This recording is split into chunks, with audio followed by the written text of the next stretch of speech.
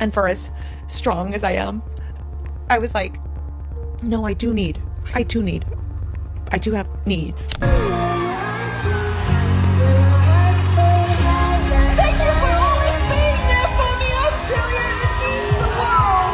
Katy Perry is in a complete meltdown after social media and journalists exposed her marriage secrets on live TV. Why did Katy Perry and Orlando Bloom break up after 9 years? He handles the insanity of my life with grace, with loving grace. It seems like Orlando Bloom can't stand Katy Perry's insanity anymore. That's why he broke up their almost decade-long relationship in a blink.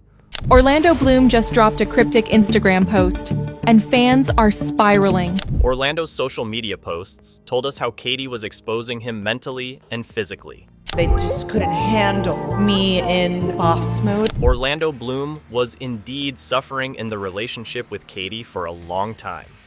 Their interviews had shown how much Katy is in control, and how much Orlando Bloom was trying to keep up with her. Katy and Orlando is the fact that they admitted that they had to go to couples therapy together. But he snapped in the last year of their relationship. Orlando's social media captions told us that he was feeling lonely and suffering from depression, as Katy was a lunatic who always thought of herself. She was using him as a puppet, and he was letting her do it. First of all, we will talk about how Katy's marriage secrets were exposed. Then, we would talk about how it was impacting Orlando Bloom's mental health, and what drove him to break up with Katy. We would delve deeper into his and Katy's cryptic messages too, that would show us their emotional and mental health conditions, and how they are exposing each other to their fans. He's a real emotional support animal, because I'm very emotional right now. So, the final year of Katy Perry and Orlando Bloom's fairy tale engagement came with fewer glass slippers and more emotional tailspin strapped to a Bezos rocket. Orlando opened up about their relationship struggles in an interview, saying, "We're in two very different pools for their work. Her pool is not a pool that I necessarily understand, and I think my pool is not a pool that she understands." What started as a glossy celebrity pairing slowly unraveled in front of our eyes, and Katy's public meltdowns were basically neon signs that screamed, "This relationship is doomed." But nothing quite shouted, "I need help," like Katy's headline-stealing, dignity vaporizing 11-minute space ride. Katy Perry's cringe tour. Homegirl really thinks he's an astronaut flying through space. The hell is this? Oh no, she's glitching. Let's unpack that. Katy thought it would be a genius career move to hop aboard Jeff Bezos' penis-shaped spaceship and launch herself and her brand back into orbit. The stunt was meant to make her look edgy, adventurous, and like the fearless icon we all remembered from the teenage dream days. Table stiff vibes.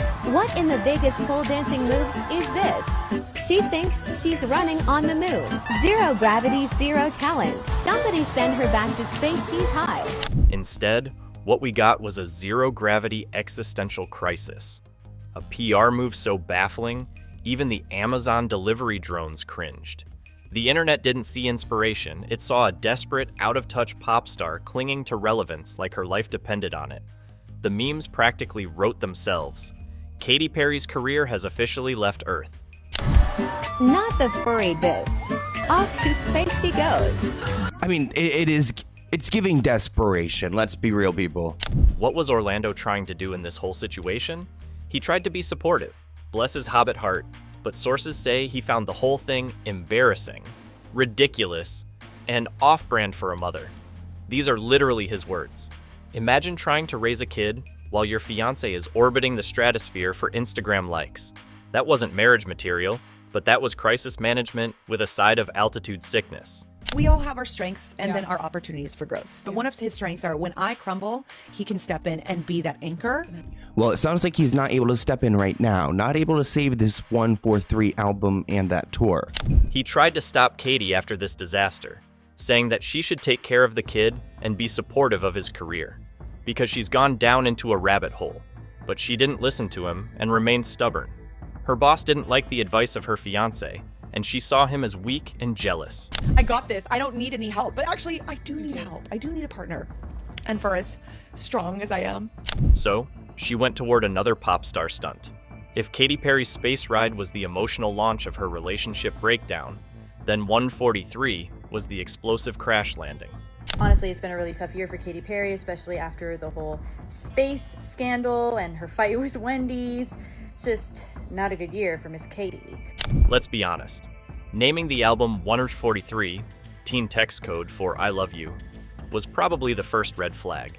Nothing screams desperate to be loved more than using a phrase last relevant during MySpace days.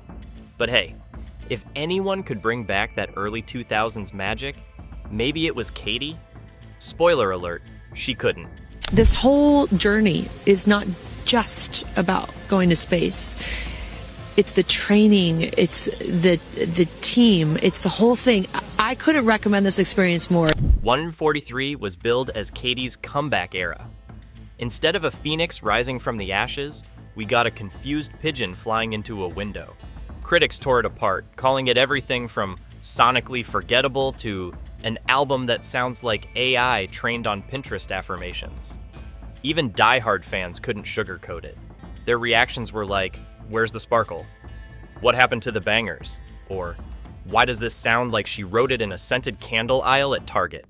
The album had all the heart of a Hallmark card and all the edge of a pool noodle. And then came the real controversy, her collaboration with Dr. Luke. Yes, that Dr. Luke who was once accused of abuse by Keisha. In an era where public figures are one bad decision away from cancellation, Katy jumped into that PR bonfire with gasoline and glitter. Fans, who had once seen her as a champion for female empowerment, felt deeply betrayed. Was constantly trying to warn her. And not only that about her bad moves, but also how she was using him, Orlando, to try to make this album a hit, which it never was. Twitter lit up, Reddit revolted, Keisha stans rioted in the comment sections. And in the middle of this cultural backfire was Orlando Bloom, reportedly standing off to the side, muttering something along the lines of, "I told you this was a bad idea." I honestly thought Orlando Bloom was very secure, because if I was with my spouse and they rated me not number 2, but number 3 on the best lovers list, behind John Mayer and Josh Groban, I don't know what I would do. He wasn't just being a grumpy fiancé. Sources say he genuinely advised Katy to avoid the project, both musically and ethically. But Katy, in full, "I'm still a pop queen, damn it" mode, chose to ignore his concerns and push ahead. What she got in return was a PR scandal, terrible streaming numbers, canceled performances, and another massive dent in her relationship. Because I'm usually just alpha. You know, I'm like testosterone. I'm like, Sources told us that Orlando and Katy stopped talking to each other at their homes. There was tension in their relationship, and they were ignoring each other continuously. He said, "I won't lie. We definitely battle our emotions and creativity," which, again, like kind of red flags that they really challenging. Like all those reallys? Really? And those are all quotes from a couple years ago. It wasn't just about a bad album, it was about ego, stubbornness, and denial. Katy was trying to prove she still had it, that she didn't need direction from Orlando or from critics, or not even from the fan base that once put her on a glittering throne. And in doing so, she showed exactly how out of touch she had become. Meanwhile, Orlando was slowly morphing into the guy at parties who fake smiles through his fiance's karaoke of firework while internally planning his solo trip to Venice. This is a real, can you believe this thing? But this is Biggie Smalls. Well, Big... Yeah, thank you very much. Biggie Thank you very Smalls, much. it is a pleasure to meet you, Biggie. He just is like... He goes with you He's a everywhere. real emotional support animal, because I'm very emotional right now. Sitting here. The album's failure was more than a flop. It was a marital smoke signal, an artistic scream that things weren't just wrong in the studio, they were wrong at home. And for someone who once sang, "I stood for nothing, so I fell for everything," Katy seemed to be falling faster than her Billboard rankings.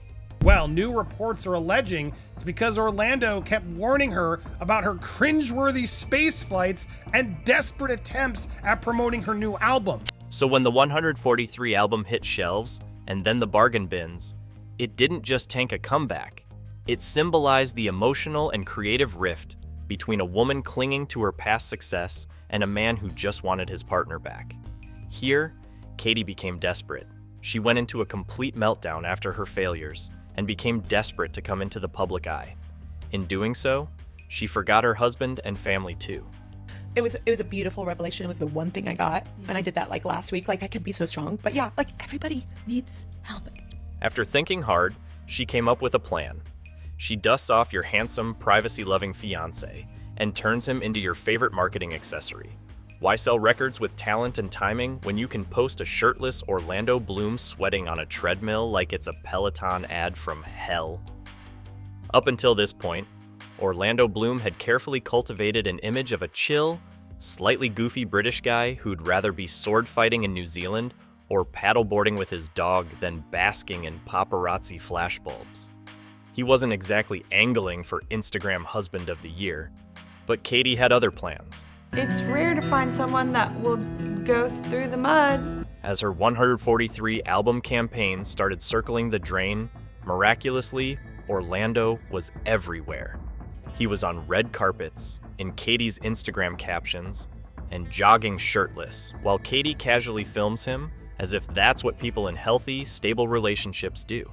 And going like, I don't like you right now, but I will always love you, but I really don't like you. There were flirty red carpet appearances that felt more choreographed than a Super Bowl halftime show. Over-the-top interviews where Katy would spill the tea on their wild bedroom habits, giving fans way more than they asked for, and giving Orlando exactly the kind of secondhand embarrassment that makes you consider faking a Wi-Fi outage during the press tour.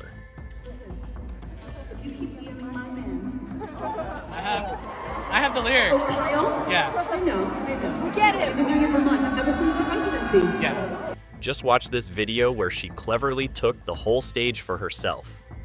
Hello? Orlando, can you undo my corset? It's a little tight. I can't sing. Orlando must be shrieking inside that she should let the girl with her correct her blouse. But Katy didn't care about his emotions and preferences.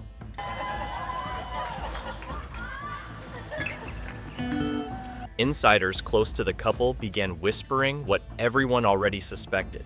Orlando didn't sign up to be Katy's social media prop. In fact, he reportedly hated it. Sources say he felt exploited, like he'd been dusted off and paraded around just in time for an album drop, despite the fact they'd barely been seen in public together for months before that. Did you and Orlando talk while you guys were like kind of not broken up, or no? Ish, kind of. He was boundaried. It was fewer couple goals and more promo goals, and Orlando wasn't having it. This wasn't the woman he fell in love with. In fact, he wanted a quirky but grounded Katy. This was PR Katy, a glitter-coated brand machine who saw every interaction, every date night, and every shirtless run as content. You didn't come to see me play. If you keep on DMing my man, I'm gonna have you removed. Seriously. Okay. It's your own life. And just like that, the relationship turned into a campaign rollout. The narrative became less about love and more about clicks. You could almost hear the public groaning, "Blink twice, Orlando, if you're being held hostage in this album cycle." What you're doing is you're like really finding the love for yourself because you got to trust in yourself. In the end, while Katy was pushing Instagram captions and awkward intimacy for promo traction, Orlando was quietly planning his exit strategy, preferably one that didn't involve hashtags, Spotify links, or treadmill thirst traps. At last, he had had enough of Katy's madness. He suggested that she attend therapy while he started living alone. He distanced himself and declared that he would love to co-parent his daughter from now on. Are saying that Katy Perry and Orlando Bloom have split up. Now, it's certainly not a surprise in one sense. We've been hearing rumblings now for a long while. In short, he was in desperate need of a break after Katy's madness. So if you were wondering when the relationship truly lost its soul, it might have been right around the time Katy turned a Hollywood heartthrob into a shirtless backdrop for an album nobody wanted. He wants her to be happy and he wants her to be authentic. He just wants her to stop and enjoy the life that she has built. Orlando finally packed up his emotional baggage and booked a one-way trip to Serenity. So where did he go? Not to therapy, not to a couple's retreat, not even to Disneyland with Daisy Dove. He went to the wedding of Jeff Bezos and Lauren Sanchez in Venice. Nothing screams, "I'm totally over this," like attending the most expensive billionaire wedding of the year solo in Italy, surrounded by yachts, champagne, and a bunch of Amazon stockholders pretending to understand love. So yeah, it imploded after singer made embarrassing journey into space. The couple's now sparring over who will attend the wedding of Jeff and Lauren. They were already on the rocks when Perry made the widely derided 11-minute space trip, which became a PR disaster. There, we saw Orlando laughing and smiling for real for the first time in days. He was enjoying himself and feeling like a bachelor. While enjoying himself at the wedding, he found Sydney Sweeney. It had been months since Orlando had talked with a healthy-minded woman, so he stopped himself to talk with her. They shared some laughter and engaged in a healthy conversation. Naturally, this was all the internet needed to ignite a wildfire of dating rumors. Headlines screamed, "New couple alert!" This led Katy to start her pity party to gain some more publicity. She started weeping on her social media, telling the world that she is a lonely mother whose husband is cheating on her.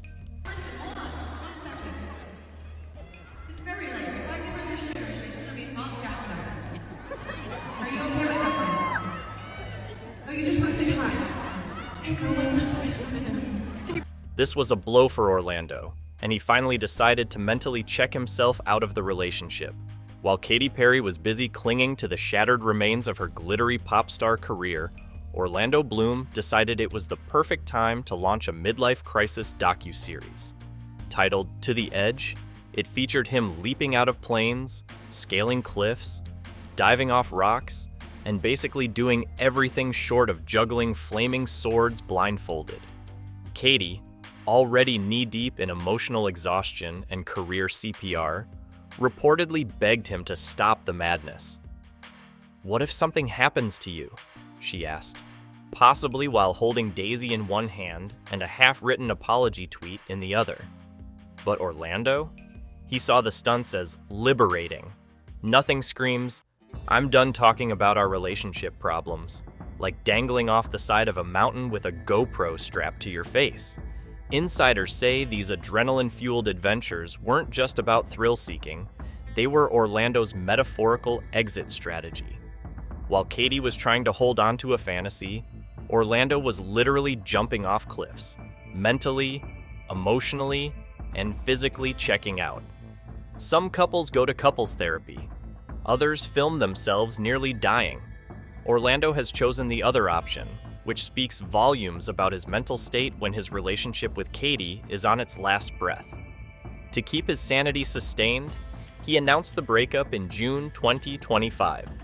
The man loved his daughter, so he decided to co-parent her, but he didn't want to be near Katy at any cost. Then came his cryptic social media posts. They exposed Katy Perry's mental state and delved deeper into the emotional pain of Orlando. It comes just days after Katy Perry was spotted breaking down in tears on stage. Now Orlando posts a moody black and white selfie with the caption, "Do not disturb, no tags, no context." On June 30th, Orlando shared a Buddha quote on his story.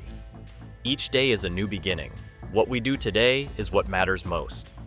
He followed it with a Daisaku Ikeda quote. "The important thing is to take that first step. Give you courage to take on the next." These posts, paired with footage from his Amazon series, suggest he was shifting focus, embracing healing, reclaiming control, and signaling a fresh start. This post literally translates to, "I'm finally free.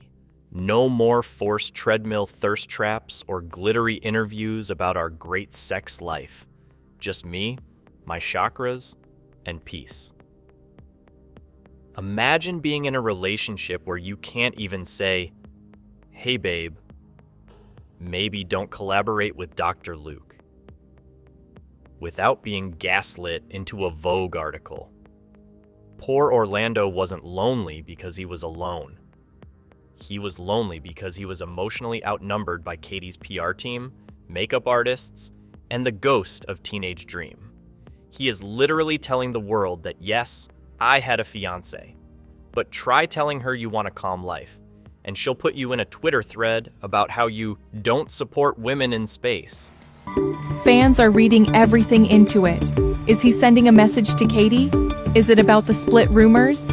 Some say it's giving breakup energy. Katy was in a complete meltdown at his cryptic messages that were exposing her whole drama. So she tried to keep her pity party on her social media. She went on solo trips and wept during performances to get the sympathy of people, but they were more focused on Orlando. On July 3rd, he shared an Instagram feed post. "We are not what happened to us. We are what we choose to become." This is the final dig. Look at him go.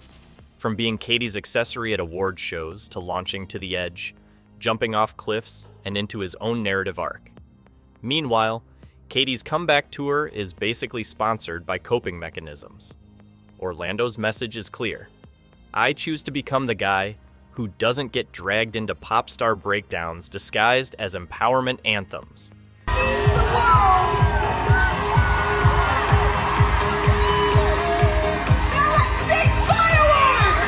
Katy was in a complete meltdown after these cryptic social media posts that totally exposed her.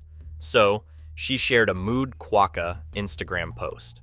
On June 27th, just after the breakup was confirmed, Katy posted a happy slideshow from Rottenest Island, smiling with a quokka, biking, playing cards with Daisy. Caption: Mood quokka. Because nothing says emotional resilience like a marsupial montage.